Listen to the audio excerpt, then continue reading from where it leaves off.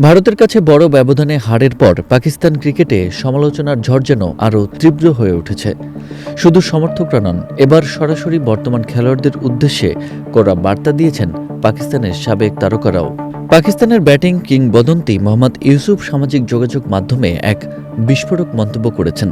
তিনি স্পষ্ট ভাষায় লিখেছেন, শাহিন বাবর রিজওয়ান, তোমাদের সময় শেষ।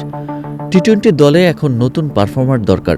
তিনি আরও বলেন, দুর্বল দলের বিপক্ষে জয় দিয়ে জাতিকে বিভ্রান্ত করার দিন শেষ। তার এই মন্তব্য থেকে বোঝা যায় বড় ম্যাচে ধারাবাহিক ব্যর্থতায় তিনি চরম হতাশ। অন্যদিকে একই সুরে কথা বলছেন পাকিস্তানের সাবেক ওপেনার আহমেদ শাহজাদ। ভারতের বিপক্ষে দলের পারফরম্যান্সকে তিনি করুণ ক্রিকেট বলে উল্লেখ করেন। তিনি বলেন, একই পুরনো মুখ, একই ফলাফল। দয়া করে জাতিকে আর বোকা বানাবেন না। তার মতে, দীর্ঘদিন ধরে এই খেলোয়াড়দের উপর নির্ভর করায় দল নতুন কোনো ইতিবাচক পরিবর্তন আনতে পারছে না। এদিকে পাকিস্তান ক্রিকেট বোর্ডের সাবেক চেয়ারম্যান রমিজ রাজাও তীব্র সমালোচনা করেছেন দলের ব্যাটিং লাইন আপ নিয়ে।